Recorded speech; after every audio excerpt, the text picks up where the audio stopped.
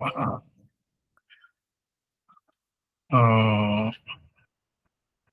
ये हमारा भाग्य है। मैं समझता हूँ कि हम हमारा जन्म इस देश में हुआ है। इसका कारण है कि ये हमारा जो देश है वो एक अद्वितीय सांस्कृतिक विरासत का अधिकारी है।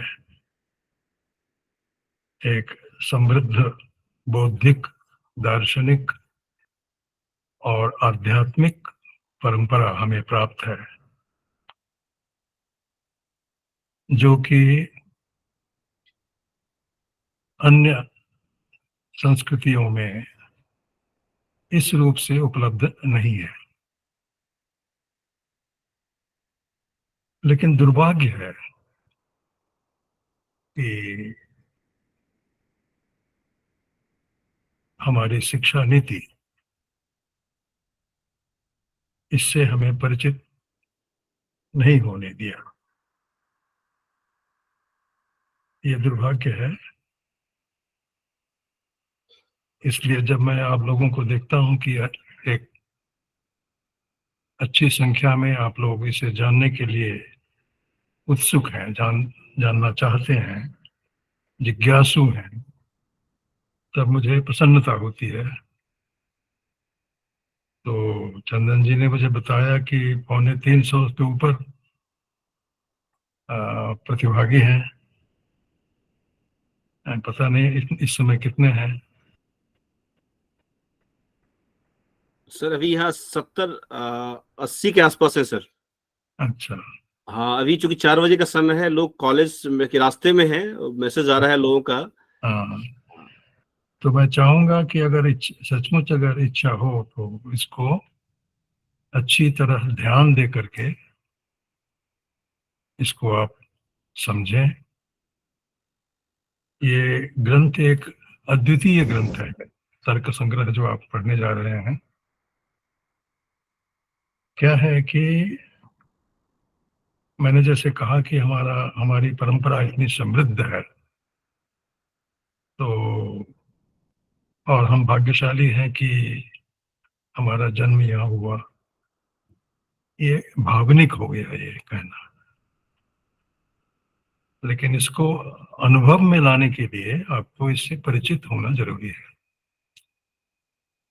और परिचय कराने के लिए तर्क संग्रह से बढ़ के दूसरा कोई ग्रंथ नहीं है प्रारंभिक स्थिति में। हमें अगर एक अगर पंडित बनना है, ज्ञानी बनना है, तो हमारी परंपरा में 3 बिंदुओं पर ध्यान देने के लिए कहा गया है। एक, अगर स्कॉलर बनना, मैं पंडित का स्कॉलर, ये अंग्रेजी का अनुवाद कर रहा हूं मैं, पंडित। तो अगर जो सामान्य ज्ञान, सामान्य अर्थ में उसका प्रयोग होता है, वो मेरा अभिप्राय नहीं है। जो स्कॉलर इस अंग्रेजी शब्द का जो है अभिप्रेतार्थ, वो मेरा। अगर आपको स्कॉलर बनना है, अगर किसी विषय का मूलग्राही ज्ञान अगर आपको प्राप्त करना है, पल्लवग्राही नहीं, मूलग्राही, तो क्या करना चाहिए? इस पर हमारी परंपरा ने प्रारंभ से ही बहुत ध्यान दिया। और उन्होंने कहा कि हम तो मनुष्य हैं, समझने के लिए और समझाने के लिए हमें भाषा नाम की एक चीज मिली हुई है। हम मनुष्य प्राणी हैं, ये सुविधा और किसी प्राणियों के पास नहीं है, मनुष्यतर प्राणियों में नहीं है। तो भाषा है, सबके पास है। जो मनुष्य है उसके पास भाषा है। तो भाषा क्यों है? भाषा इसलिए है कि आप विश्व को यथार्थ रूप में जान सकें और उस ज्ञान को यथार्थ रूप में आप दूसरों को दे सकें। ये दोनों काम भाषा के माध्यम से ही होता है। तो इस पर ध्यान देना बहुत जरूरी है और इस दिशा में हमारी परंपरा ने एक सर्वोत्तम ग्रंथ का निर्माण किया जिसका नाम अष्टाध्यायी है। पाणिनि अष्टाध्यायी इस जरूरत की पूर्ति करती है। भाषा का एक स्ट्रक्चर होता है, एक प्रारूप होता है और वो प्रारूप जो है वो विश्व का जो स्ट्रक्चर है उसके साथ उसका संबंध है। तो स्ट्रक्चर ऑफ रियलिटी के साथ स्ट्रक्चर ऑफ लैंग्वेज, इसका संबंध अगर आपको अच्छी तरह समझना है तो भाषा का स्ट्रक्चर का ज्ञान अत्यावश्यक है। और यह ज्ञान पाणिनि व्याकरण के अध्ययन के द्वारा ही संभव है क्योंकि उनका उद्देश्य भी वही था।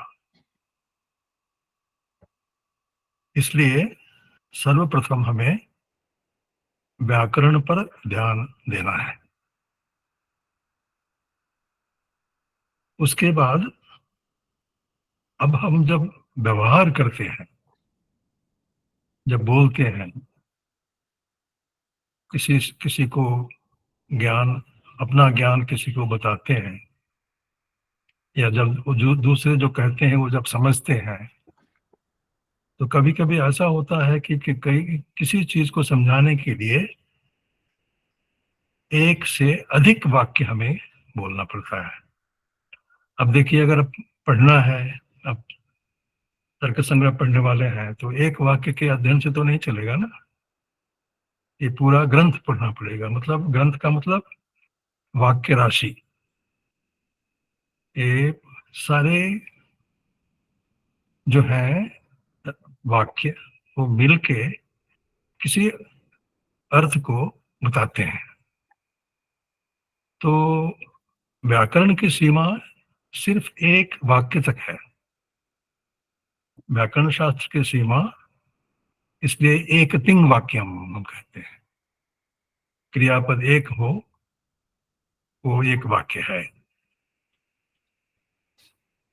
लेकिन ऐसा देखा गया कि एक वाक्य से तो सारी बातें कही नहीं जा सकती। उसको बताने के लिए, उसके तात्पर्य को बताने के लिए, मतलब को बताने के लिए, मनीषा क्या है उसके पीछे, ये सब बताने के लिए आपको कभी कभी बहुत सारे वाक्यों का प्रयोग करना पड़ता है। यहाँ तक कि जब आप लिखने बैठते हैं तो कई खंडों में आप उसी बात को समझाते रहते हैं। तो ये जो वाक्य है ये व्याकरण वाला वाक्य नहीं है। ये वाक्य एक दूसरे शास्त्र की व्याख्या में जो वाक्य है वो वाक्य है। तो वो शास्त्र है मीमांसा शास्त्र। तो जैमिनी ने इस वाक्य की भी व्याख्या दी कि अर्थैकत्वात् एकम वाक्यम। किसी प्रयोजन से आप बोलते हैं, जब तक आप उस प्रयोजन के अनुसार आपका बोलना पूरा नहीं होता है तब तक आप बोलते रहते हैं। तो सबको मिलाकर के एक ही वाक्य समझा जाए, जिसको आप महावाक्य कह सकते हैं। फिर भी महावाक्य शब्द जो है वो फिर आप गलती न करें कि वेदांत में जो महावाक्य है उससे ये भिन्न है। मैं कह रहा हूँ ये मीमांसकों का की धारणा है, जैमिनी की व्याख्या है, जिसको आप आज के आधुनिक भाषा में जिसको आप डिस्कोर्स कहते हैं। Crossing the boundary of grammaticality. तो एक व्याकरण की एक सीमा है, उस सीमा के अंदर ही वो व्याकरण काम करता है, और वो एक वाक्य के स्ट्रक्चर को समझाता है।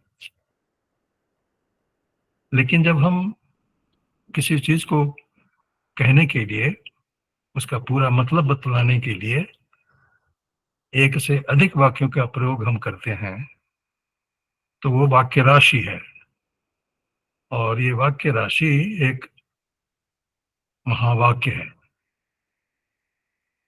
तो इस पर भी हमें इसमें भी हमें पांडित्य अर्जन करने की आवश्यकता है। तो परंपरा ने कहा कि आप व्याकरण में प्रवीण होइए, व्याकरण का अच्छा ज्ञान हासिल कीजिए, तो आपका व्याकरण के जो भाषा के स्ट्रक्चर की बात है वो आपके ध्यान में आएगी। फिर यही मत रुकिए, आप मीमांसा दर्शन भी पढ़िए, मीमांसा शास्त्र भी पढ़िए। तो फिर डिस्कोर्स एनालिसिस, डिस्कोर्स क्या है? अब जैसे साहित्य दर्पण में आपने देखा होगा, वहां उन्होंने उदाहरण दिया है, यथा रामायण महाभारत आदि। रामायण पूरा रामायण एक वाक्य है, महाभारत एक वाक्य है। इसका मतलब क्या है? यही है कि पूरे रामायण सारे वाक्य इकट्ठे करके कुछ कहना चाहती है, महाभारत कुछ कहना चाहता है, वो सारे वाक्यों को इकट्ठा करके हमें देखना पड़ेगा।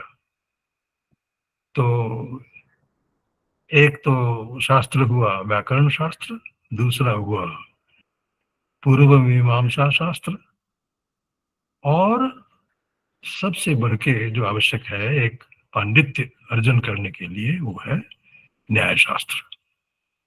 क्योंकि जो कुछ भी हम चिंतन करते हैं वो युक्ति संगत होना चाहिए।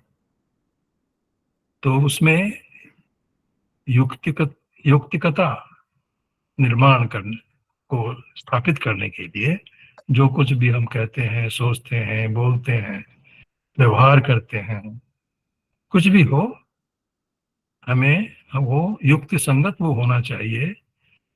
इस सामर्थ्य को उत्पन्न करने के लिए एक और शास्त्र के अध्ययन की आवश्यकता है, और उसका नाम है न्याय शास्त्र। तो जो पंडित होगा, जो स्कॉलर बनेगा, उससे कम इतनी अपेक्षा है परंपरा में कि वो एक अच्छा वैयाकरण होगा, वो अच्छा एक पूर्व मीमांसक होगा, और वो एक अच्छा नैयायिक होगा। और इसीलिए इस तरह के विद्वान को समाज में जो सम्मान मिलता था और जो पदवी दी जाती थी, उपाधि दी जाती थी, वो है पद वाक्य प्रमाणज्ञ। ऐसा ऐसी उपाधि से उनको विभूषित किया जाता था। तो ये मैं इसलिए कह रहा हूं कि आप अगर सचमुच कुछ जानने की आपकी इच्छा है, तो एक सुनहरा अवसर है ये कि इस श्रृंखला में जो तीसरा शास्त्र का उल्लेख मैंने किया, न्याय शास्त्र, जो तर्क शास्त्र है, जिसका पहले इसको अन्वीक्षिकी कहते थे। कौटिल्य के अर्थशास्त्र में जब शास्त्रों की गणना है, तो उसमें अन्वीक्षिकी त्रयी विद्या दंड नीतिश्चेति विद्या, ऐसा कहा गया है। तो अन्वीक्षिकी, देखिए पहला जो है वो अन्वीक्षिकी का मतलब तर्कशास्त्र। इसे हम दर्शन कहते हैं, क्योंकि दर्शन के दो भाग होते हैं, दो अंश होते हैं। दर्शन यानी भारतीय दर्शन का मतलब है भारतीय जीवन दर्शन। ये जीवन केंद्रित सारे विचार हैं हमारे। इसलिए मैं कहता हूं कि हम भाग्यशाली हैं कि इस तरह की परंपरा हमें मिली है। तो अगर हम कहते हैं कि आस्तिक दर्शन है, तो सारे आर्थिक दर्शनों को आप, वो न्याय हो, वैशेषिक हो, पूर्व मीमांसा हो, उत्तर मीमांसा हो, सांख्य हो, योग हो, सबको आप पहले दो हिस्सों में बांट दीजिएगा। एक जो अंश उसका है वो शास्त्र है। शास्त्र को आप नॉलेज सिस्टम कर सकते हैं। आज का जो नॉलेज सिस्टम है वो शास्त्र है, वो शास्त्र वाला। और वो शास्त्र साधन है, और इस साधन के सहारे हमें हमारे साध्य को प्राप्त करना है। तो साध्य तो जीवन का साध्य होगा। तो जीवन का साध्य क्या होगा, उसके बारे में भी चिंतन है। तो इस तरह की जो हमारा जो अप्रोच है वो होलिस्टिक है। ये सार सार्वभौमिक है। एक काल विशेष, देश विशेष वाला चिंतन नहीं है। तो ये जो शास्त्र है, ये तर्क संग्रह जो आप पढ़ने जा रहे हैं, वो शास्त्र का जो भाग है, जो नॉलेज सिस्टम का जो हिस्सा है, उससे आपको भली भांति परिचित करवा देगा। और एक एक साधारणता सब शास्त्रों में जो है, उसको ध्यान में रखते हुए भी इस ग्रंथ की रचना हुई है। इसलिए अगर इसमें आप प्रवेश कर लेते हैं, अच्छी तरह इसको समझ लेते हैं, कुछ समय बिताते हैं, चिंतन करते हैं, आपस में विचार करते हैं, संस्कार का अगर आधान होता जाता है धीरे धीरे, तो ये सर्व शास्त्र उपकारक है। न केवल न्याय शास्त्र को अच्छी तरह आप समझ पाएंगे, जितने शास्त्र मैंने गिनवाए हैं आस्तिक दर्शनों के, उतने शास्त्र, वैसे नास्तिक दर्शन भी आप समझ पाएंगे इसी तर्क संग्रह के सहारे। ये सामर्थ्य इस ग्रंथ में है। इसलिए काणादम च पाणिनीयम च सर्वशास्त्रोपकारकम, ऐसा कहा गया है। कि वो तो मैंने बता ही दिया आपको पहले। तो सर्व शास्त्रोपकारकत्व जो है वो तर्क संग्रह में है। ये मैं अपना अनुभव बता रहा हूँ। हमें गुरुजी ने कहा कि कम से कम 3 साल सिर्फ तर्क संग्रह पढ़ना है, और तर्क संग्रह टीका के ऊपर टीका टीका टीका टीका के साथ हम 3 साल हमने बिताए हैं इसमें पढ़ने के लिए। हमने बहुत समय बिताया है ये शास्त्रों को पढ़ने में। गुरु चरणों में बैठ के तो 17 साल पढ़े। अब इतना समय तो आप लोगों के पास नहीं है, लेकिन फिर भी मैं बता रहा हूं कि मैं उससे जो मुझे जीवन में जो कुछ भी मिला है, इस शास्त्रों के अध्ययनों के द्वारा ही मिला है। और उसका जो पहला सोपान है वो तर्क संग्रह है। इसलिए मैं कह रहा हूं कि तर्क संग्रह सर्वशास्त्रोपकारक है। आप मैं कहते हैं कि मैं व्याकरण का विद्यार्थी हूं, मुझे इससे क्या लेना देना है। अगर आप नहीं जानते हैं तो ये व्याकरण भूषण भूषण सार इत्यादि कुछ नहीं समझ पाएंगे। ऐसी हालत है। प्रौढ़ मनोरमा नहीं समझ पाएंगे। तो किसी भी शास्त्र में प्रवेश के लिए जो पहले आवश्यक है, उसका ज्ञान ये ग्रंथ तर्क संग्रह करवाता है। और इसलिए ये ग्रंथ बिल्कुल ध्यान देकर, मैं पढ़ना और पढ़ाना दोनों को मैं ध्यान समझता हूँ। पढ़ने के लिए भी ध्यान में बैठना पड़ेगा, और पढ़ाने वालों को भी ध्यान में ही बैठ के पढ़ाना पड़ेगा। ये दोनों के लिए आवश्यक है। मैं यही करता आया हूँ। इसलिए मैं चाहूंगा कि आप लोग अगर सचमुच इसका आनंद लेना चाहें, पढ़ने का आनंद लेना चाहें, तो आप इसी मुद्रा में बैठकर आप लोग सीखिएगा, पढ़िएगा। देखिए, उपनिषद में कहा गया है वो आत्मा के बारे में है यद्यपि, लेकिन मैं कहता हूं कि ये शिक्षा पद्धति का एक दर्शन है कि श्रोतव्य। पहले आप सुनिए, सुनिए का मतलब उसको एक्सटेंड कीजिए, पढ़िए, पढ़िए, सुनिए, जितना ज्ञान हासिल कर पाए आप कीजिए, लेकिन ज्यों क्या त्यों मत लीजिए। ये भी कहा गया उसके बाद में। श्रोतव्य के बाद में है मंतव्य। अब मनन करना है, क्या मतलब क्या करना है? श्रोतव्य श्रुति वाक्यभ्य, मंतव्यश्च उपपत्ति भी, ये आ गया, देखिए अब आ गया नया शास्त्र की आवश्यकता होगी। तो पहले एक इंफॉर्मेशन कलेक्शन कीजिए, मान लीजिए। अब इंफॉर्मेशन कलेक्शन करने के बाद उसको एनालाइज कीजिए, उस उसमें डिडक्शन निकालिए कि हाँ क्या कहना चाहता है ये, उसका सार निकालिए, उसका मतलब क्या है, उसके पीछे क्या कहना है, कुछ भी हो।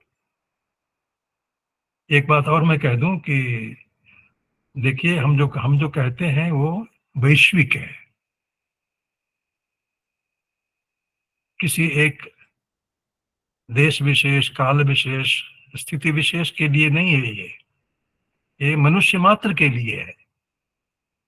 तो ये जो एजुकेशन पॉलिसी में बता रहा हूं अभी, श्रोतव्य मंतव्य, ये किसी देश विशेष के लिए नहीं है, काल विशेष के लिए नहीं है, वर्ण विशेष के लिए नहीं है, सबके लिए है। मनुष्यत्वावच्छिन्न जो है सबके लिए है। तो इसलिए ये यूनिवर्सल फिलॉसफी ऑफ एजुकेशन है ये, मेरे ख्याल से। मैं इस तरह इसको देखता आया हूँ, प्रयोग करता आया हूँ।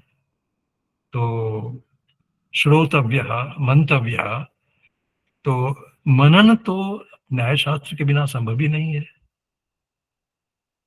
मनन जो है वो न्याय शास्त्र के बिना संभव नहीं है। इसलिए न्याय शास्त्र को अच्छी तरह जानना सबके लिए जरूरी है, क्योंकि मनन के सिवाय आपका दैनंदिन व्यवहार भी असंभव है। प्रातः काल से सब कुछ प्रत्यक्ष के द्वारा ही होता है, ऐसा तो नहीं है। जो सब कुछ इंद्रियों के द्वारा ही ग्राह्य, ऐसी बात बहुत सारी चीजें हैं जो हम नहीं, हमारे इंद्रिय प्रत्यक्ष नहीं है या हमेशा सामने नहीं आते हैं, लेकिन फिर भी उससे हमारा व्यवहार होता है। कैसे करते हैं? तो प्रत्यक्ष ही पर्याप्त नहीं है, तो हमें अनुमान में जाना पड़ता है। और अनुमान जो एक शास्त्र है, वो अनुमान शास्त्र का गहन अध्ययन सिर्फ और सिर्फ न्याय शास्त्र में है। इसलिए मनन की जो प्रक्रिया है, उस पर अगर आपको प्रभुत्व प्राप्त करना हो तो न्याय शास्त्र के सिवा ये संभव नहीं है। तो एंड उसके बाद क्या हुआ? मनन हो गया, आपने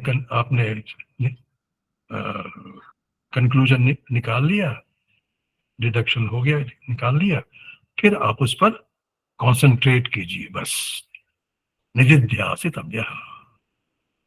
और ये किसी चीज के बारे में सही है,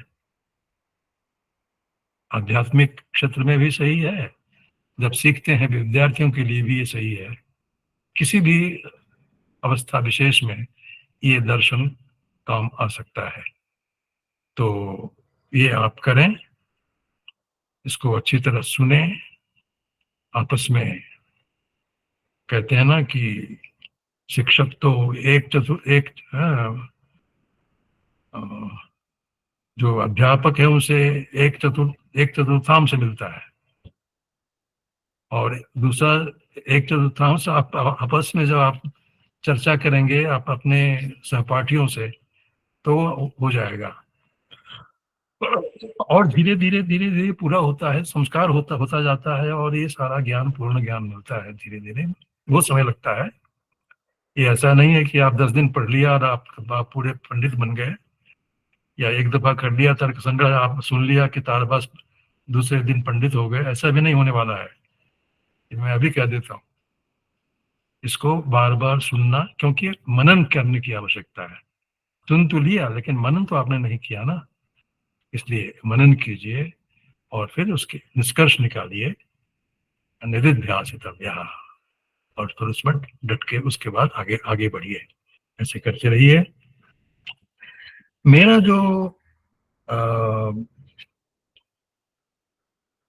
एक एक बात और कहूँ, उसके बाद थोड़ी सी तर्करंग के ऊपर मैं कहना चाहूंगा कि मैंने जैसे कहा कि ये जो आप तरीका, ये जो मेथोडोलॉजी आप सीखने जा रहे हैं तर्क संग्रह के द्वारा, ये सिर्फ संस्कृत के विद्यार्थियों के लिए नहीं है, ये सबके लिए है, सबके लिए है। किसी भी ज्ञान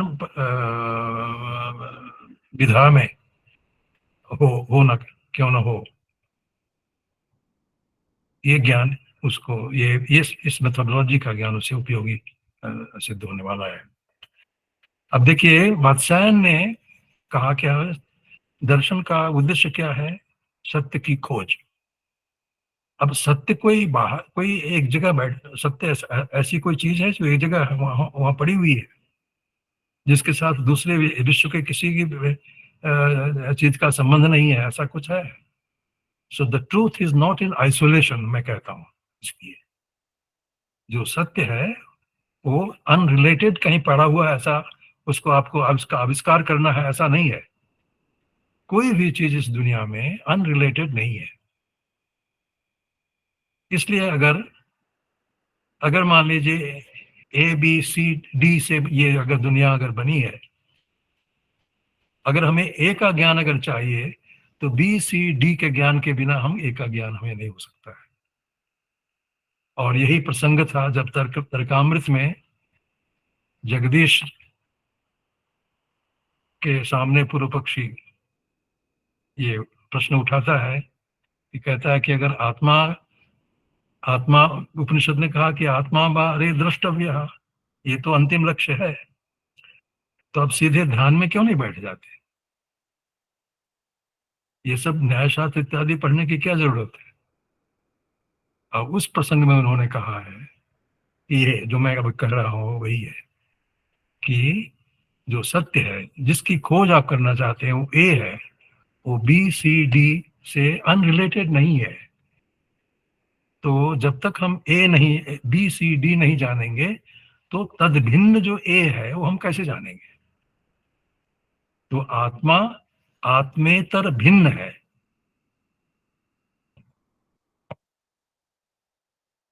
आत्मेतर इतर है। इसको जानने के लिए हमें आत्मेतर जो है सबका ज्ञान आवश्यक है। क्योंकि अगर हम घट, इतर है मतलब भेदवान, भेद मतलब अभाव है, अभाव, ये सब सीखेंगे आप, ये सब चंदन जी सिखाएंगे आपको कि ये जो प्रतियोगी ज्ञान के बिना अभाव का ज्ञान नहीं होता है। तो भेद का ज्ञान प्रतियोगी के ज्ञान के बिना कैसे संभव होगा? तो आत्मा आत्म भिन्न भिन्न है, तो आत्म भिन्न तो उसका प्रतियोगी हो गया ना। तो आत्म भिन्न जो है मतलब सारी दुनिया है। इसका ज्ञान जब तक हमें नहीं होता है, तब तक आत्मा का ज्ञान कैसे संभव है? तो आध्यात्मिक दृष्टिकोण से भी अगर हम चाहें कहें तो हम यही मेथोडोलॉजी है। तो तर्क संग्रह उसमें भी सहायता पहुंचाती है, न केवल व्यावहारिक विश्व में, आध्यात्मिक स्तर पर भी इस ग्रंथ की उपयोगिता है। आप धीरे धीरे, मैं चाहूंगा जो कि आप ये एक पर्सपेक्टिव होना चाहिए इस ग्रंथ को पढ़ने के लिए, वो ऐसा होना चाहिए कि ये विश्व है, ये एक चमत्कार, कहिए कि चमत्कार है, ये वैशेषिकों का एक चमत्कार है कि हम मनुष्य हैं, हमारे पास साधन मौजूद है। भगवान जब मैं जन्म हुआ, उस साधन को लेकर ही हमारा जन्म हुआ, वो साधन है भाषा। तो भाषा के द्वारा हम सारे विश्व का वर्गीकरण कर रहे हैं। ये अपने में एक अद्भुत है, एक चमत्कार है। ये हमें किसी लेबोरेटरी में, फिजिकल लेबोरेटरी में प्रवेश करना नहीं है, किसी लेबोरेटरी में हमें जाना नहीं है इसकी परीक्षा के लिए, और किसी पुरुष विशेष को जाना है, दूसरे को नहीं जाना है, ऐसा भी नहीं है। क्योंकि सबके पास ये भाषा, ये साधन विद्यमान है। भाषा सबके पास है, सब चिंतन कर सकता है उस भाषा के। और भाषा एक नहीं है, हजारों हैं। ये मत समझिए कि ये जो तर्क संग्रह है सिर्फ संस्कृत भाषा के लिए है, इसलिए मैं भाषा शब्द का उपयोग कर रहा हूँ। भाषा सामान्य, एक एक एक जो आदिवासी है, जो आदिवासी जो जो ट्राइबल है, वो भी उसकी भाषा भी है, वो भी भाषा के द्वारा ही इस विश्व को रिफर कर रहा है, बता रहा है, और उसका ज्ञान भी उसी भाषा के माध्यम से ले रहा है। इतनी ताकत है इस विचार में, इसलिए मैं कहता हूं कि ये एक चमत्कार है कि भाषा के माध्यम से संपूर्ण विश्व का जो वर्गीकरण जो वैशेषिकों ने किया, वो एक मॉडल की तरह है, एक एक उदाहरण है। तो इसलिए आप इस तर्क संग्रह को linguistic modelling of the universe इस रूप में लीजिए। और मैं तो चाहूंगा कि जो साइंस के विद्यार्थी हैं, विज्ञान के विद्यार्थी हैं, वो भी जुड़ जाएं। मुझे पता है कि मैं जब ये बता रहा था उस समय कंप्यूटर साइंस के विद्यार्थी सुन रहे थे, तो किसी ने कहा कि सर हमें सिखाया जाता है वर्ड नेट। एक कंप्यूटर साइंस के विद्यार्थी ने मुझे कहा, मैंने कहा इससे बढ़ के और अच्छा किया हुआ रेडीमेड वर्ड नेट और क्या हो सकता है जो तर्क संग्रह है। तो सब चकित रह गए थे। लेकिन सिर्फ ऐसे वो मैंने पहले कहा कि ये भावनावाद की चीज नहीं है, ये मस्तिष्क की चीज है, उसको लगाना पड़ेगा और इसको अध्ययन करके पहले तो समझना पड़ेगा, समझ के फिर वो जो आनंद होगा वो सच्चा आनंद होगा, और ये करना पड़ेगा। तो आप इसको इस रूप में लें, और मेरे जो व्याख्यान हैं उससे आपको पता चल जाएगा कि इसी अप्रोच को लेकर के हमने प्रस्तुत करने का प्रयास किया है। उसके बाद भी हमने बहुत जगह ये तर्क संग्रह पढ़ा है, उसके बाद भी है। कुछ भी हो, इसमें आपको चंदन जी खूब सहायता करेंगे, और चूंकि वो हमें बहुत दिनों से सुन रहे हैं और सुनने से ही संस्कार होता है, तो मुझे पूरा विश्वास है कि ये आप उसको अच्छी तरह पढ़ेंगे। मान लीजिए अगर पूरा विश्व है मान लीजिए, तो इसमें दो ही पर, जैसे मान लीजिए एक यूनिवर्सल सेट बना लिया। अब देखिए अलजेब्रा में, आप अलजेब्रा में घुस सकते हैं कि पूरा विश्व है उसको आप एक यूनिवर्सल सेट कह दीजिए। अब वो सेट एक दो सेट से बने हैं, फिर देखिए आप धीरे धीरे नीचे आ रहे हैं। एक जो, तो ये जो यूनिवर्सल सेट है वो क्या है? यही मैं कहता हूं कि चमत्कार है। उन्होंने कहा कि विश्व है क्या? विश्व और तो कुछ नहीं है। भाषा जिसकी ओर, जिसका निर्देश करती है, वही विश्व है। भाषा जिसे बतलाती है वो क्या है? वो विश्व है।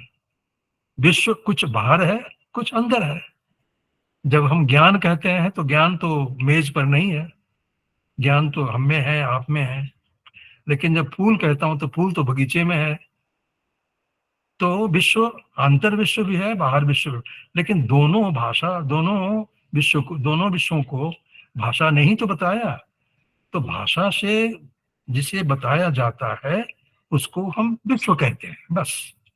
अब ये अगर इसका हम डेफिनेशन अगर ले लें तो ये चमत्कार हो गया। देखिए अब किसी भी भाषा से आप ये प्रारूप, ये मॉडलिंग कर सकते हैं पूरे विश्व का।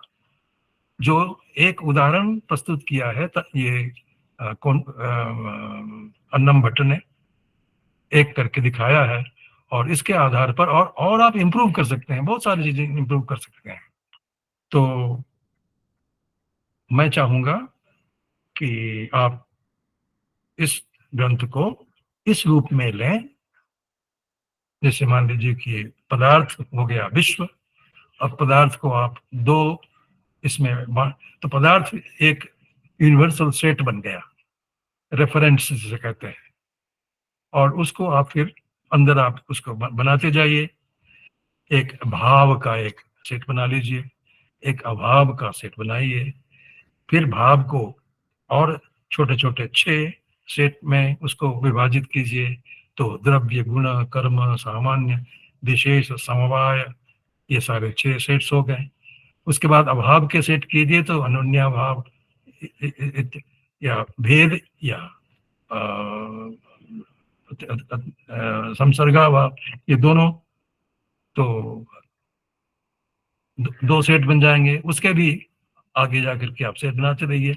इस तरह देखेंगे कि आप दैनंदिन जीवन में जो पदार्थ से आपका व्यवहार होता है वहां तक पहुंच जाएंगे। इसलिए एक फायदा एक और होने वाला है इसके अध्ययन से कि आप अपना अनुभव का खुद विश्लेषण कर सकेंगे, और ताकि आप भाषा के विश्लेषण के द्वारा अपने अनुभव का विश्लेषण करेंगे, और भाषा न केवल आप बोलते हैं, सभी बोलते हैं, तो दूसरों के अनुभव का विश्लेषण भी भाषा के विश्लेषण के द्वारा आप कर सकते हैं। तो ये एक अधिक अतिरिक्त एक लाभ है जो कि और कोई दर्शन आपको नहीं दे पाएगा। और इसलिए 10वीं शताब्दी तक एक विकास हुआ इस न्याय शास्त्र का, जिसको हम प्राचीन न्याय के नाम से जानते हैं। और प्राचीन न्याय के बाद नवीन न्याय का विकास हुआ, वो इस पर आधारित था, दिखाना था कि हम जो बोलते हैं, वो जो भाषा है, उसमें जो स्ट्रक्चर है, उस स्ट्रक्चर का सीधा संबंध स्ट्रक्चर ऑफ रियलिटी से है।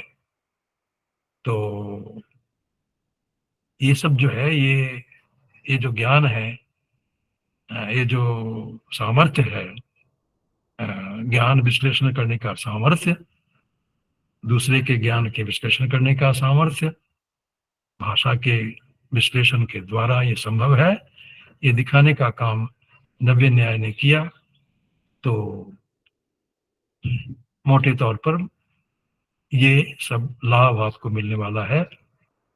और जैसे जैसे आप पढ़ेंगे, जैसे जैसे आप सुनेंगे, जैसे जैसे आप चर्चा करेंगे, और बहुत सारी चीजें आपको मिलती जाएंगे।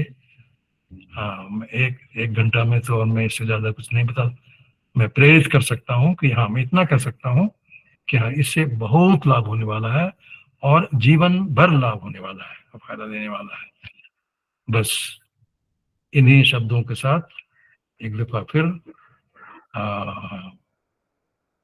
चंदन जी को धन्यवाद देता हूँ, और आप लोगों को भी। लेकिन मुझे तो ये संख्या निराशाजनक लग रही है, जो बताया गया उससे तो ठीक नहीं है। तो ठीक है, आप इस पर जितने हैं कम से कम उतने तो कम से कम, अगर आप एक बात एक और कह दूं कि अगर आप एक दिन सुनेंगे और दूसरे दिन अगर नहीं सुनेंगे और फिर तीसरे दिन सुनने आएंगे, तो कोई गारंटी नहीं है कि आप समझ पाएंगे। इसलिए अगर सचमुच अगर इच्छा हो, हाँ, ये में ज्ञान हो, तो आप इसमें सातत्य रखें, रोज सुने, रोज चर्चा करें, आपस में विचार विनिमय करें, जिसको हम मनन कहते हैं, मनन करें, और इससे लाभान्वित हों। बस मैं इन्हीं शब्दों के साथ पुनः एक दफा धन्यवाद देते हुए मैं यही वाणी को विराम देता हूँ। धन्यवाद। बहुत बहुत आभार सर कि आपने 1 घंटे में पूरी न्याय शास्त्र के सार को समेट दिया। हमारे बीच लक्ष्मीबाई कॉलेज की प्राचार्य प्रोफेसर प्रत्यूष वत्सला मैडम है। हेलो। भारतीय ज्ञान। जी जी मैम। अरे मैं यहाँ घनचक्कर में फंसी हुई। नमस्कार सभी को। नमस्कार जी, क्षमा करेंगे, मैं ज्वाइन नहीं कर पाई पहले। तो मैं आप सब लोगों को विशेष रूप से चंदन जी को बधाई देना चाहूंगी कि इन्होंने एक ये पहल की है, और भारतीय ज्ञान परंपरा में तर्क संग्रह या अन्य जो ऐसे ग्रंथ उठाए जाते हैं, इन पर अगर गहन चर्चा होती है, गहन अध्ययन होता है, तो निश्चित रूप से हमारे शिक्षकों के लिए एक अवसर है कि जहां इतने सीनियर प्रोफेसर्स आकर मार्गदर्शन कर रहे हैं और उस पर चर्चा हो रही है। तो आप सब लोग जो पार्टिसिपेंट्स के रूप में शामिल हैं, वो भी बधाई के पात्र हैं, और जो हमारे विशेषज्ञ हैं तर्क संग्रह के, वो तो विशेषज्ञ हैं ही, और आपने हमारे महाविद्यालय को इस कार्यक्रम के लिए समय दिया है। तो मेरी ओर से आप सबका बहुत बहुत स्वागत भी और आभार भी। और मुझे लगता है कि ये कार्यशाला निश्चित रूप से तर्क संग्रह को समझने में हमारे शिक्षकों का मार्गदर्शन करेगी। और एक जो शिक्षक किसी भी ग्रंथ को पढ़ते हैं, उस पर जब कुछ विशेष चर्चा होती है, तो ग्रंथ के जो अर्थ है वो भी अच्छे से समझ में भी आता है, और जब चीज समझ में आ जाती है तो हम आगे भी उसको समझा सकते हैं। बच्चों को भी जो हमारा एक दायित्व भी है कि हमारी ज्ञान परंपरा के जो ऐसे विशेष ग्रंथ हैं, जो आधारभूत ग्रंथ हैं, उन पर जानकारी भी हो, चर्चा भी हो, और अगली पीढ़ी तक उसको पहुंचाया भी जाए। तो आप सबको एक बार फिर मैं बहुत बहुत बधाई देना चाहती हूँ लक्ष्मीबाई महाविद्यालय परिवार की ओर से। और मुझे लगता है कि ग्रंथ पर चर्चा तो आप कर ही रहे हैं, इसलिए उस पर कुछ मेरी कहने की ना विशेषज्ञता है और ना कोई मेरा अधिकार है। तो आप सबको एक बार फिर बधाई, आभार, धन्यवाद। बहुत बहुत आभार मैडम कि आपने व्यस्तम समय में से समय निकालकर हमारे बीच पाई। मैडम सर, हमारी मैडम भारतीय ज्ञान परंपरा को लेकर इस वक्त काम करती रहती हैं। अच्छा। हमारे महाविद्यालय में भारतीय ज्ञान परंपरा प्रयोग में भी दिखता है और वहाँ व्यवहार में भी दिखता है। आदरणीय मैडम बहुत ही विद्वत परंपरा से आती हैं, और आपको जैसा मैंने सर बताया था कि बहुत उद्भट जो साहित्य के ज्ञाता थे रमाशंकर त्रिपाठी, मैडम उसी परिवार से आती हैं, और सब अंग्रेजी साहित्य की विदुषी भी है। अच्छा। और महाविद्यालय को भारतीय ज्ञान परंपरा के रूप में बहुत कुछ सिखाया भी है लोगों को और प्रेरित करती रहती है। ऐसी मैडम को बहुत बहुत आभार, मैम यहाँ आई और हम लोग को भी समय दिया। धन्यवाद मैडम। और मैं तो चाहूंगी कि जो सभी विशेषज्ञ हैं वो हमारे महाविद्यालय भी अवश्य आए, और एक सत्र यहाँ ऑफलाइन भी हो तो और अच्छा रहेगा। धन्यवाद। तो मुझे आज्ञा दीजिए। जी जी सर, प्रणाम सर। धन्यवाद जी।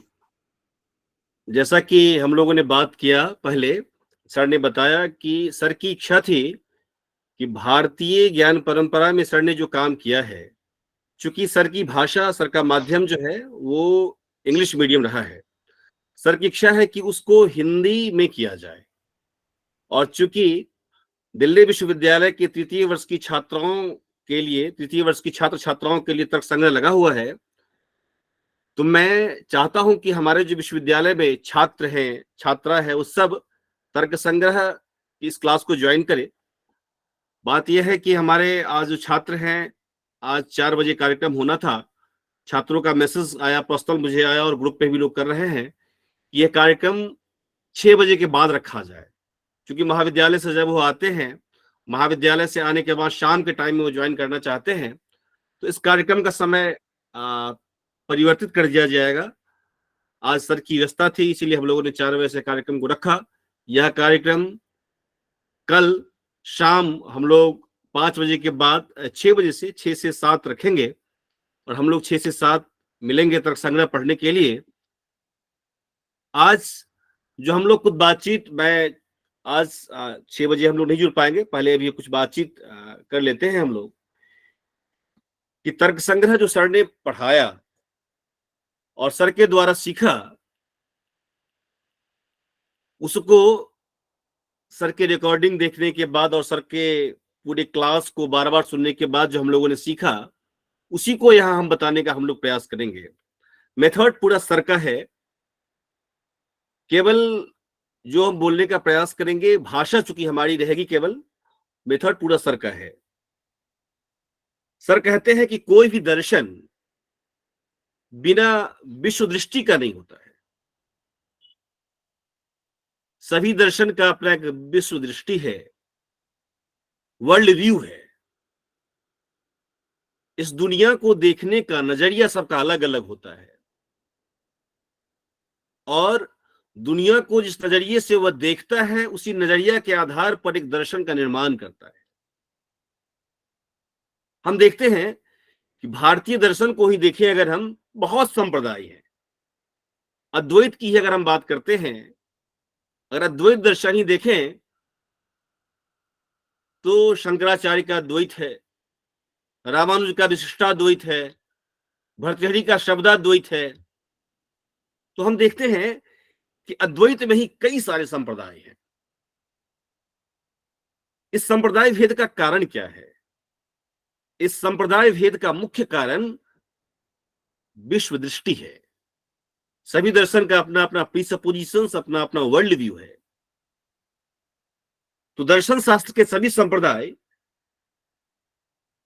जो अलग अलग संप्रदाय हैं, भिन्न भिन्न संप्रदाय हैं, उनके बीच जो संप्रदाय का भेद है, संप्रदाय भेद का मुख्य कारण उनका वर्ल्ड व्यू है, विश्व दृष्टि है। हम सब जानते हैं कि भारतीय दर्शन के दो भेद हैं। भारतीय दर्शन के दो भेद हैं, आस्तिक और नास्तिक।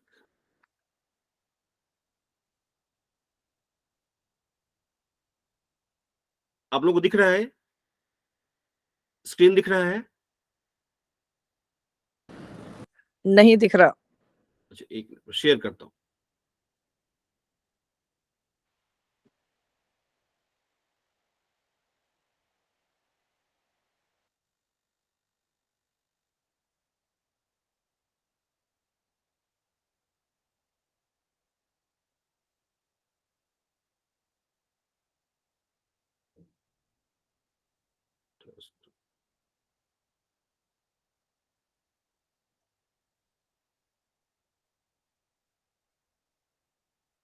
मैं शेयर करता हूं। दिख रहा है, अब दिख रहा है? दिख रहा है, दिख रहा है। हाँ, तो जी सर। हाँ, जो भारतीय दर्शन है, भारतीय दर्शन के दो भेद हैं। भारतीय दर्शन के दो भेद है, आस्तिक और नास्तिक।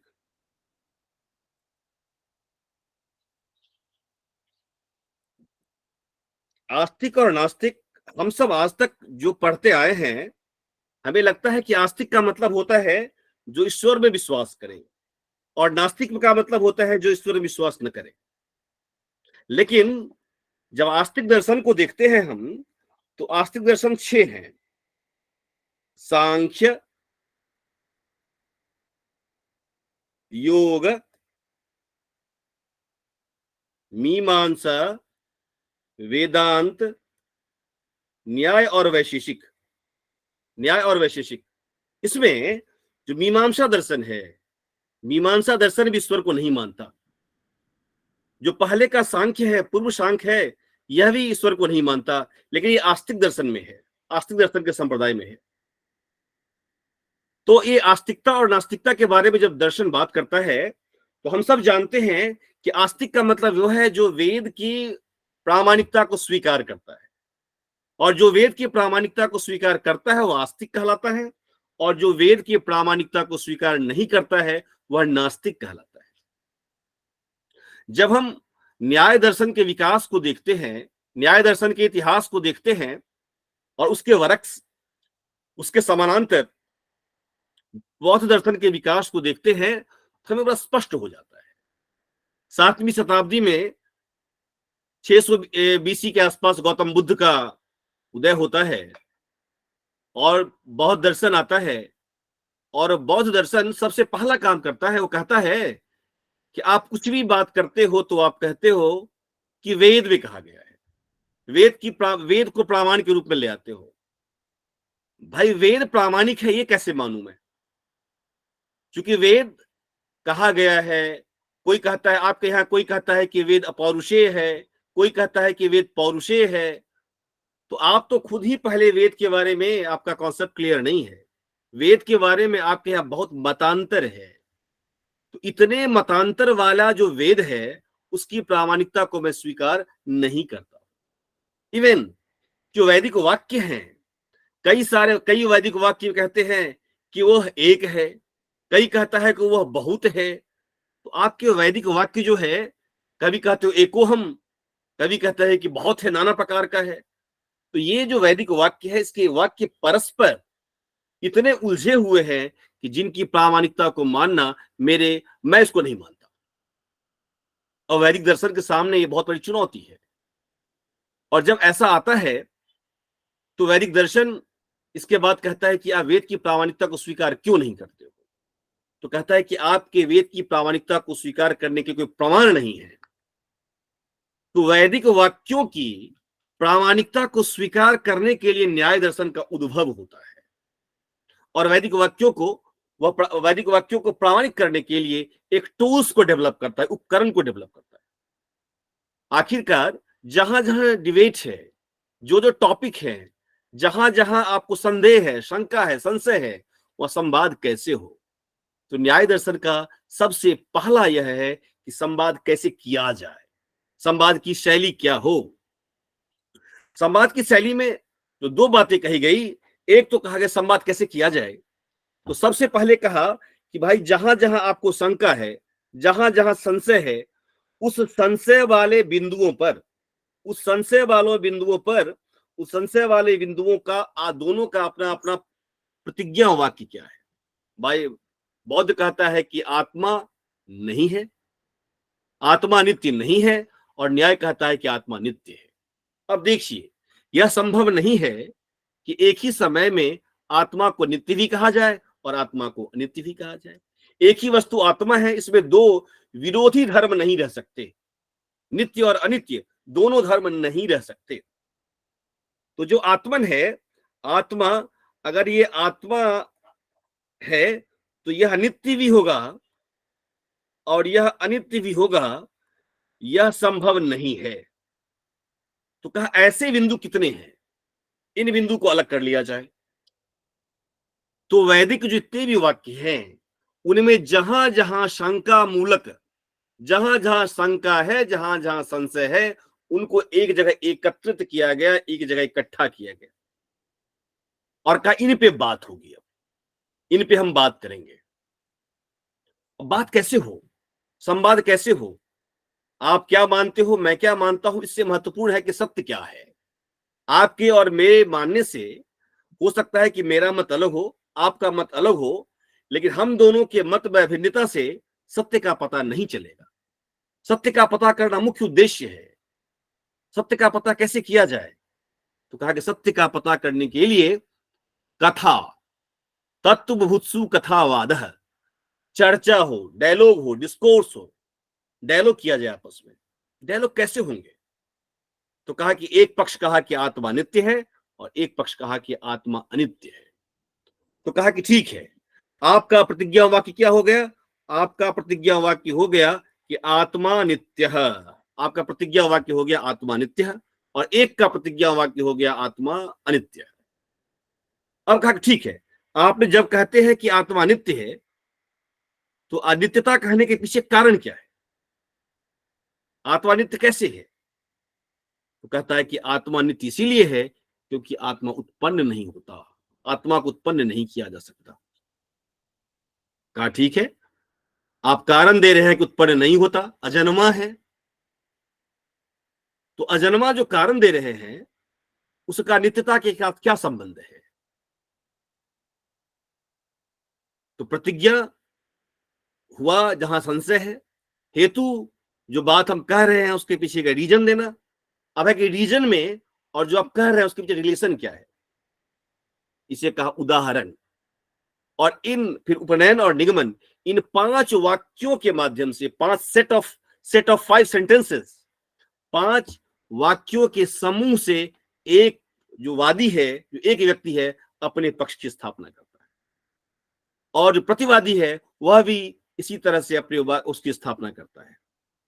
सबसे पहले कहता है कि हम जो भी कुछ कह रहे हैं, सबसे पहले यह होना चाहिए, हमें खुद पता होना चाहिए जो हम कह रहे हैं, हम खुद संतुष्ट होने चाहिए, फिर हम दूसरों को संतुष्ट करेंगे। ये जो पूरी प्रक्रिया है वाद की, ये जो पूरी प्रक्रिया है संवाद की, यह न्याय दर्शन का अहम हिस्सा है। इसमें जब ये न्याय दर्शन आता है तो सबसे पहला ग्रंथ जो है, ये तो मैं डायलॉग उसके पीछे की पृष्ठभूमि बताया कि न्याय दर्शन आया कैसे हमारे साथ। सबसे पहला जो हुआ है, सबसे पहले आचार्य हमारे यहाँ हुए हैं, सबसे पहले आचार्य हमारे यहाँ हुए हैं गौतम, जिन्होंने न्याय सूत्र की रचना की। गौतम ने न्याय सूत्र की रचना की, और न्याय सूत्र की जब रचना गौतम ने की, इसके न्याय सूत्र के ऊपर बहुत सारे क्वेश्चन उठाए गए नागार्जुन के द्वारा। तो नागार्जुन ने जो क्वेश्चन उठाए न्याय सूत्र पे, उसका उत्तर देने के लिए हमारे सामने आया वात्स्यायन। वात्स्यायन ने न्याय सूत्र के ऊपर लिखा भाष्य, न्याय सूत्र भाष्य। फिर और सामने वालों, फिर विपक्षी के द्वारा, दूसरे के द्वारा क्वेश्चन किया गया, इसका उत्तर हमारे यहां उद्योतकर ने दिया। इसके बाद आए उद्योतकर, इसके बाद आए उद्योतकर, फिर वहां समस्या जो आई, उसके बाद आए वाचस्पति, और फिर उसके बाद आया उदयनाचार्य। ये जो यहां तक की जो परंपरा है, वह परंपरा हम इसको कहते हैं प्राचीन न्याय। उदयनाचार्य के आने के बाद उदयनाचार्य को ऐसा लगा कि हम जब भी कोई बात करता है प्रतिपक्षी, तो हम पूरे सिस्टम पे बात करना शुरू कर देते हैं, क्यों ना हम समस्या मूलक बिंदु पे बात करें। उदयनाचार्य को लगा कि बौद्ध दर्शन में सबसे महत्वपूर्ण बिंदु जो है वो है आत्मा और ईश्वर, आत्मा और ईश्वर, जिसके ऊपर वो बार बार क्वेश्चन करते हैं। उदयनाचार्य ने आत्मा के ऊपर एक पुस्तक लिखी, आत्म तत्व विवेक, जिसमें उन्होंने बौद्ध दर्शन के द्वारा आत्मा के स्थापना के विरुद्ध जितने भी आर्गुमेंट दिए गए हैं उसका परिष्कार किया गया, और ईश्वर के ऊपर लिखा न्याय कुसुमांजलि। उदयनाचार्य ने आत्मा और ईश्वर को लेकर के दो पृथक पुस्तक लिखी, और दोनों के माध्यम से आत्मा और ईश्वर की स्थापना की। इसके बाद धीरे धीरे उदयनाचार्य ने क्या किया, देखा कि पूरे टेक्स्ट के बजाय इशू सेंट्रिक बात होना शुरू हो गया। और इसके बाद हमारे यहां नव्य न्याय भाषा आती है। ये जो सामान्य भाषा है, इसको देखा गया, न्याय दर्शन ने देखा कि सामान्य भाषा में जो हम लोग बातचीत करते हैं, सामान्य भाषा में जो डायलॉग कर रहे हैं, सामान्य भाषा, जैसे कोई कह रहा है, न्याय दर्शन कहता है कि नववधू, तो इसका उत्तर वह जो है वाक छल के, छल पढ़ेंगे आगे देखेंगे आप, छल के नव का मतलब नौ अर्थ लेता है, वह नव का मतलब नवीन कह रहा है। तो न्याय दर्शन को लगा कि भाषा के कारण बहुत समस्या हो रही है। उन्होंने एक आर्टिफिशियल लैंग्वेज बनाया, कृत्रिम भाषा का निर्माण किया, जिसको नव्य न्याय भाषा कही गई। और नव्य न्याय भाषा न केवल न्याय दर्शन के लिए, अपितु पूरे ज्ञान परंपरा में सबने प्रयोग किया। मीमांसा दर्शन ने नव्य न्याय में लिखा, व्याकरण में वैयाकरण, भूषण सार इत्यादि नव्य न्याय भाषा में लिखे गए। साहित्य शास्त्र में जगन्नाथ ने लिखा, रसगंगाधर। तो सभी भाषा ज्ञान के सभी विधा, साहित्य हो, दर्शन हो, व्याकरण हो, सब ने प्रयोग किया। हमारी जिस पुस्तक की बात हम लोग कर रहे हैं, अन्नम भट्ट ने इस पुस्तक को 16वीं शताब्दी के आसपास लिखा, तर्क संग्रह। और तर्क संग्रह को हम लोग पढ़ेंगे। महत्वपूर्ण यह है कि तर्क संग्रह को हम लोग पढ़ेंगे, और तर्क संग्रह, चूंकि मैंने इसलिए चुना इसको कि ये हमारे सिलेबस में लगा हुआ है। सबसे बड़ी बात यह है कि तर्क संग्रह का विषय वस्तु क्या है। जैसे सर ने बताया कि हमें प्रत्येक दिन अपने जीवन शैली में जगत का प्रयोग करना पड़ता है, और जगत के प्रयोग करते हैं हम लोग, तो जगत के साथ हमारा संबंध है प्रतिदिन का। और हम सब चाहते हैं कि हम अपने जीवन में कभी दुखी न रहें, प्रसन्न रहें। हम सब अपने जीवन सुख सब चाहते हैं, हम दुख हमारे जीवन में न हो। तो दुख न हो, दुख कैसे नहीं होगा? तो न्याय दर्शन कहता है अगर आप चाहते हो कि आपके जीवन में दुख न हो तो दुख के मूल कारण को जानना होगा। और वो कहता है दुख का मूल कारण क्या है? तो कहा कि दुख का मूल कारण जो है, दुख क्यों होता है? क्योंकि हमारा जन्म होता है। जन्म क्यों होता है? क्योंकि प्रवृत्ति के कारण।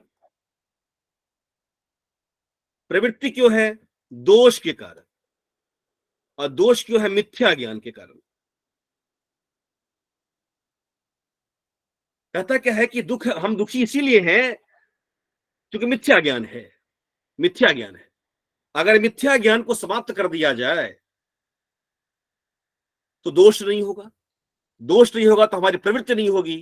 प्रवृत्ति नहीं होगा तो जन्म नहीं होगा, और जन्म नहीं होगा तो दुख अपने आप समाप्त हो जाएगा। मिथ्या ज्ञान समाप्त कैसे होगा? मिथ्या ज्ञान से निवृत्ति कैसे मिलेगी? तो कहा कि मिथ्या ज्ञान से निवृत्ति का केवल एक मात्र रास्ता है, यथार्थ ज्ञान। यथार्थ मतलब यथा अर्थ, यथा अर्थम तथैव ज्ञानम।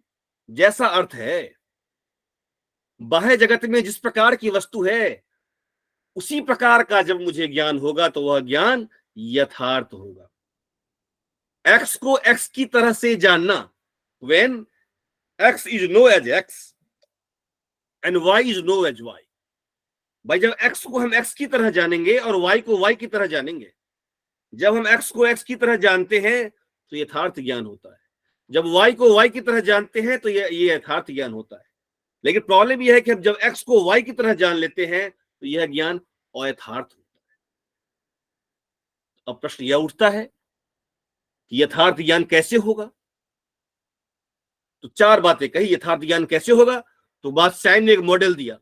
वात्स्यायन ने कहा कि सबसे पहले यह जानना है कि जगत कैसा है। प्रमेय। सबसे पहले क्या है? प्रमेय। जो वस्तु है वो क्या है?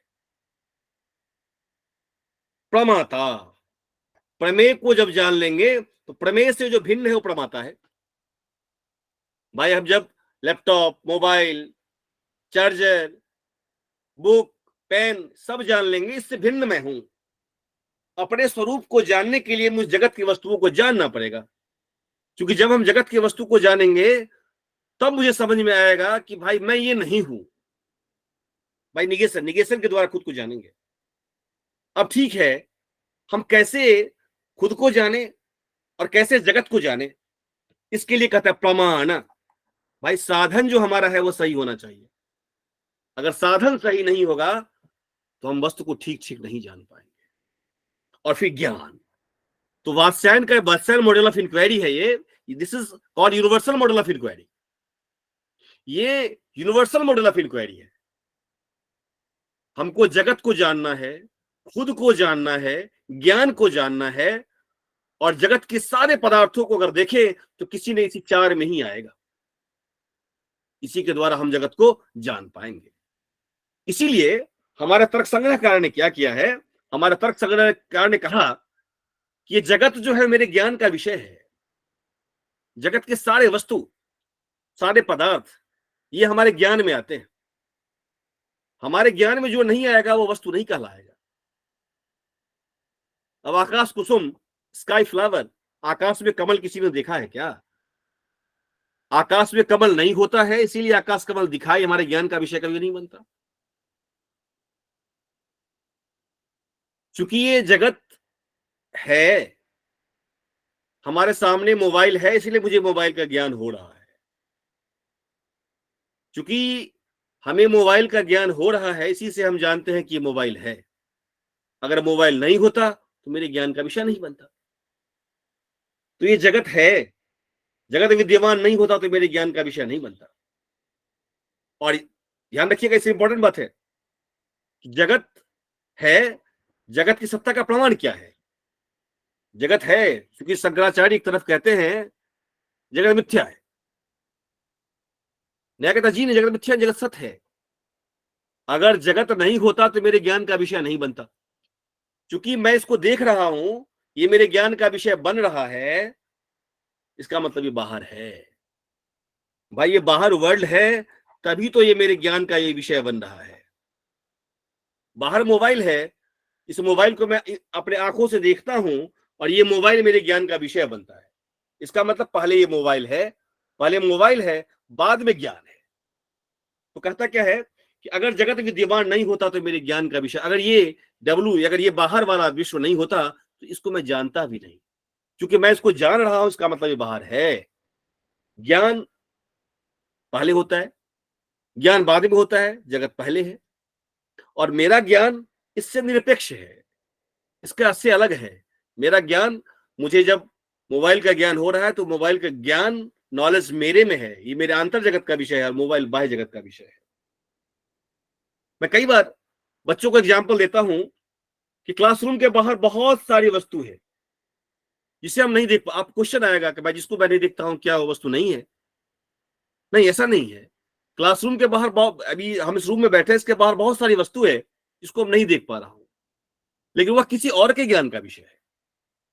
कोई न कोई, भाई ऑस्ट्रेलिया में वस्तु है, उसको मैं नहीं देख पा रहा हूं, तो कोई और देख रहा होगा। भाई ठीक है, मेरे ज्ञान का विषय न हो, आपके ज्ञान का विषय न हो, किसी और के ज्ञान का विषय होगा।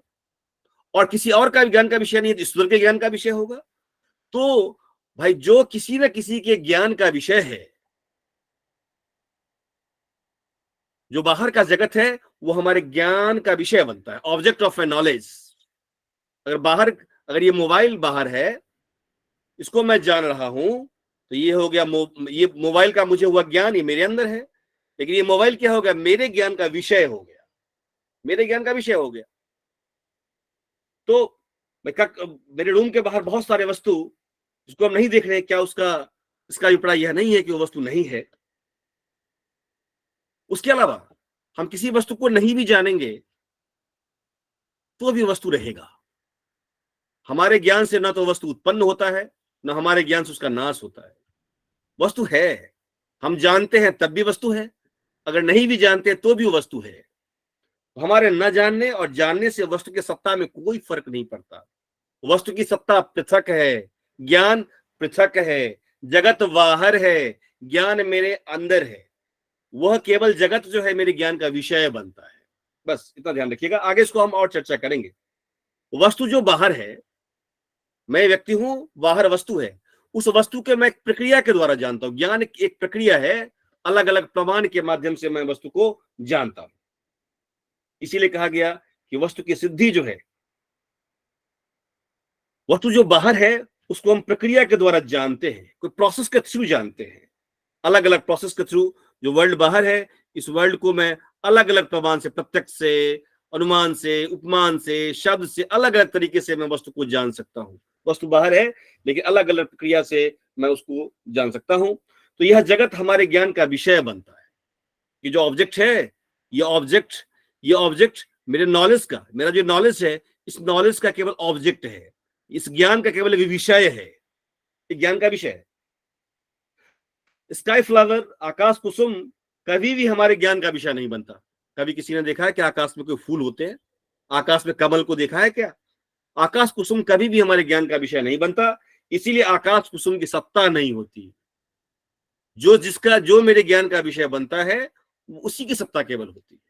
कभी किसी ने देखा है मृग मारीचिका जो होती है, कभी पानी देखा है वहां मिराज में, कभी वाटर देखा है? कभी किसी खरगोश को सींग देखा है? खरगोश को सींग नहीं होता है, मेरे ज्ञान का विषय नहीं बनता है। इसीलिए कहता है कि जो वस्तु मेरे ज्ञान का विषय नहीं बनता है वो वस्तु नहीं होता है। इसलिए कहा ज्ञानाधीना वस्तु सिद्धि। वस्तु की सिद्धि जो है, सत्ता में कोई फर्क नहीं पड़ता, लेकिन वस्तु की सिद्धि क्यों है? चूंकि मेरे ज्ञान का विषय बनता है। किसी वस्तु को हम तब सिद्ध करते हैं, अपने ज्ञान के माध्यम से ही उसकी सत्ता को सिद्ध करते हैं। ये सब बात हम कहते हैं। तो दो हो गए, वस्तु और अवस्तु। हमारे अनुभव का जो विषय है, हमारे अनुभव का जो विश्व है, हमारे ज्ञान से अलग है। ये मैंने बताया, ये हमारे अनुभव का विश्व है और ये जगत है, तो यह इससे अलग है। हमारा ज्ञान अलग है जगत से। अब प्रश्न ये उठता है कि यह जगत हमारे ज्ञान का विषय बनता है, हम इसे तब जानते हैं। ये जो जगत है, इस जगत को हम कब जानते हैं? जब ये मेरे ज्ञान का विषय बनता है। जब हमारे ज्ञान का विषय बनता है। इसका मतलब यह हुआ, हम कह सकते हैं कि संपूर्ण जगत पदार्थ है। ये वर्ल्ड जो है क्या है, पदार्थ है। क्यों? इसको जानते हैं, ये हमारे ज्ञान का विषय बनता है। जब ये ज्ञान का विषय बनता है, जब इसको जानते हैं तो भाषा में कह पाते हैं। पदार्थ का मतलब पद, मतलब भाषा, अर्थ का मतलब जगत, अर्थ का मतलब जगत, अर्थात भाषा का जगत के साथ एक संबंध है। भाषा के माध्यम से हम जगत को कह पाते हैं। जगत के वो पदार्थ जिसको भाषा कहने में समर्थ नहीं है, जगत का वह पदार्थ, जगत जगत जगत में ऐसी कोई वस्तु नहीं है जिसको भाषा पद कह नहीं पाए। जगत में ऐसी कोई पदार्थ नहीं है जिसको हम जान न पाए, अर्थात जिसको हम जान पाते हैं, जिसको हम भाषा में कह पाते हैं। क्योंकि देखिए, जब इसको हम जान पाते हैं, मेरे ज्ञान का विषय बनता है, तो इसके बाद हम लैंग्वेज का प्रयोग करते हैं, भाषा का प्रयोग करते हैं, और भाषा के माध्यम से ज्ञान को शेयर करते हैं, नॉलेज को शेयर करते हैं। तो बाहर जो जगत है इसको हम जानते हैं, और जानने के बाद भाषा में कहते हैं। तो चूंकि इसको हम जान सकते हैं, चूंकि ये मेरे ज्ञान का विषय बन सकता है, इसीलिए क्या कहलाता है, इसीलिए कहा था ज्ञेय। ये विश्व, क्यों, ये विश्व क्या है, ये जाना जा सकता है, ये है ज्ञेय। और ये भाषा में कहा जा सकता है, इसलिए कहते हैं, इसको कहते हैं अविधेय।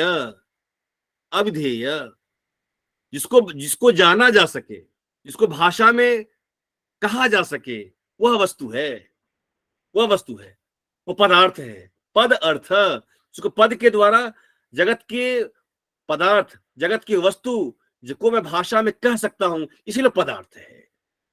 ऐसी कोई वस्तु नहीं है जिसको मैं जान नहीं सकता हूं, ऐसी कोई वस्तु नहीं है जिसको मैं भाषा में कह नहीं सकता हूं। सारे वस्तु, जगत के सारे पदार्थ मेरे ज्ञान के विषय, पदार्थ में शक्ति है, पदार्थ में वो सामर्थ्य है, वो मेरे ज्ञान का विषय बनेगा ही। तो भाई जब उसको जान लेंगे तो उसको बोल भी सकते हैं। तो जिसके, इसलिए कहा गया अविधेयत्वम ज्ञेयत्वम पदार्थस्य सामान्य लक्षणम, जिसको जाना जा सके और भाषा में कहा जा सके, वही पदार्थ है, वही पदार्थ है।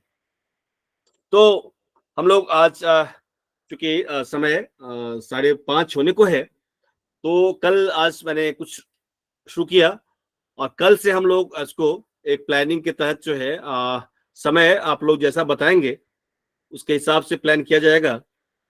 और एक टाइम मैं सोच रहा हूं कि 6 to 7 ये आइडियल टाइम है, 6 to 7 हम लोग रखते हैं। और कल से हम लोग इसको पढ़ेंगे, तर्क संग्रह को। तर्क संग्रह के 2 हिस्सा हैं, पदार्थ मीमांसा और प्रमाण मीमांसा। हम लोग 7 दिन, पहले के 7 दिन पढ़ेंगे। 7 दिन टाइम मैं रखा हूं, जल्दी हो जाएगा तो ठीक है। पहले के प्रारंभिक 7 दिनों में हम लोग पढ़ेंगे पदार्थ, और बाद के 7 दिन में पढ़ेंगे प्रमाण। 14 दिन का पूरा है, और हम लोग इसको धीरे धीरे समझ पाएंगे। मैं आशा करता हूं कि सर ने जो समझाया है, सर ने जो बताया है, सर ने जो सिखाया है, मैं प्रेषित कर पाने का पूरा प्रयास करूंगा। जो नहीं कर पाऊंगा वो हमारी कमी है, जो कुछ अच्छा कह पाऊंगा, जो आप तक प्रेषित हो पाए, समझिएगा गुरुदेव का आशीर्वाद है। तो बहुत बहुत आभार, बहुत बहुत धन्यवाद। अगर आप लोग कुछ शेयर करना चाहते हैं, बताना चाहते हैं, तो प्लीज आमंत्रित है।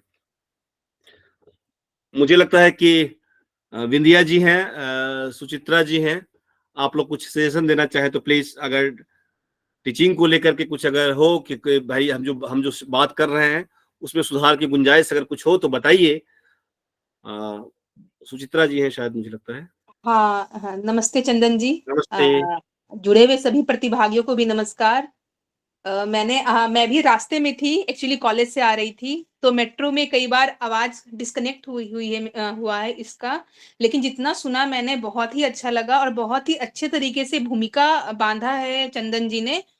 और मुझे लग रहा है हम लोग एक ये जो ज्ञान यज्ञ कर रहे हैं, बहुत ज्यादा ही लाभ होने वाला है। हम टीचर्स भी ये पेपर पढ़ाते हैं, और बहुत सारी समस्याएं आती है पढ़ाने में, क्योंकि जो एक तरीका है, वीएन झा सर का जो तरीका है, वो स्टाइल हमें जानना है। हम सुनते आए हैं, हमने कई बार वीडियोस भी देखे हैं, लेकिन अब जो लगातार उनके अकॉर्डिंग जो पढ़ाएंगे चंदन जी, वो बहुत विशेष लाभ प्रदान करेगा हम टीचर्स को और स्टूडेंट्स को। तो स्टूडेंट्स के लिए सोने पे सुहागा है ये। वो तो कॉलेज में भी पढ़ रहे हैं और प्लस यहाँ भी पढ़ेंगे, तो उनकी तैयारी बहुत अच्छी होगी और आगे इसको और विस्तारित कर सकते हैं वो। तो मैं यही कहूँगी चंदन जी, आज का जितना ही मैंने सुना, जितना ही मुझे मेरे कर्ण तक पहुँच पाया है, बहुत ही अच्छा, बहुत ही उत्तम और बहुत ही अच्छा कार्य कर रहे हैं आप। और मैं बहुत ही एक्साइटेड हूँ कल के क्लास के लिए। आगामी जितने दिन भी क्लास होगी, मेरा ज्ञानवर्धन होगा, हम सभी का ज्ञानवर्धन होगा। तो आप इसी प्रकार से ज्ञान लाभ करवाते रहे हम लोग का, यही आशा है और शुभकामनाएँ आपको बहुत-बहुत। बस, बहुत बहुत थैंक यू बहुत सो बहुत मच। आभार। प्रेम जी हैं शायद हमारे बीच में। प्रेम सर।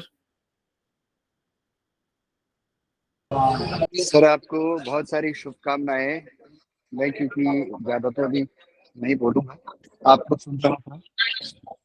बस अभी जो ये कार्यशाला 14 दिन की चलने वाली है, इसको सुनकर अंतिम दिन जो अपना अनुभव का तुम नहीं सारी बातें कहेंगे। अभी तो हम विद्यार्थी हैं। बहुत बहुत धन्यवाद। ठीक है, तो हम लोग कल मिलते हैं। कल का टाइम मैं शेयर कर दूंगा। प्रवीण जी हैं क्या? प्रवीण जी शायद जुड़े हैं। प्रवीण जी हमारे साथ 2009 से लगातार कर रहे हैं वर्कशॉप। प्रवीण जी कोई सजेशन? अभी के लिए कोई सजेशन नहीं है। आपने जो भी कहा बहुत अच्छा कहा, और झा सर ने तो जो कहा वो उसके बारे में मैं कुछ कहूँ ही क्या। ठीक है, अगर कुछ होता है तो बीच में मैं बिल्कुल सजेस्ट करूंगा। और मेरे ख्याल से और भी लोग, और भी जो प्रतिभागी हैं, वो अभी तो सिर्फ सुनने का मन है। तो आप जो पढ़ाएंगे वो हम सुनेंगे और पढ़ेंगे।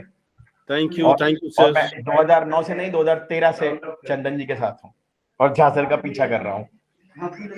Thank you sir. शिक्षा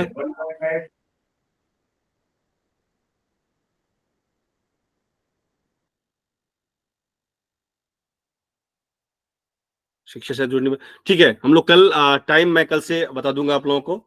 आज चूंकि कई सारे बच्चे का मुझे मैसेज आ रहा है, सर कह रहे हैं कि सर 6 बजे के बाद रखिए, मैं कॉलेज के रास्ते में होता हूँ, मैं ज्वाइन नहीं कर पाया। कई सारे बच्चे का फोन मैसेज आया। तो कल 6 बजे के बाद ही रखेंगे। हाँ शिक्षा प्लीज कुछ कहना चाहती हैं? सभी को नमस्कार। और बहुत अच्छा लगा क्लास अटेंड करके। मैं कॉलेज से घर आ रही थी तो बीच में कुछ हिस्सा मैं सुन नहीं पाई, लेकिन मुझे ऐसा लग रहा था कि सर की क्लासेस का रिवीजन फिर से हो रहा है। तो इतने दिन, जितने भी दिन ये तर्क संग्रह की क्लास चलेगी, हम लोग स्टूडेंट्स की तरह जुड़े रहेंगे ताकि हम उन सारी चीजों को दोबारा रिवाइज कर पाएं जो कि हमने सर से सीखी हैं। तो बहुत बहुत धन्यवाद आपका कि आपने ये इनिशिएट किया और तर्क संग्रह को दोबारा उसको पढ़ाना शुरू किया। Thank you so much. Thank you शिक्षा। ठीक है, कल मिलते हैं हम लोग। कल 6:30 बजे 6:30 मैं डाल दूंगा अपना आपको सबको, और ग्रुप पे डाल दूंगा उसको लिंक। Thank you.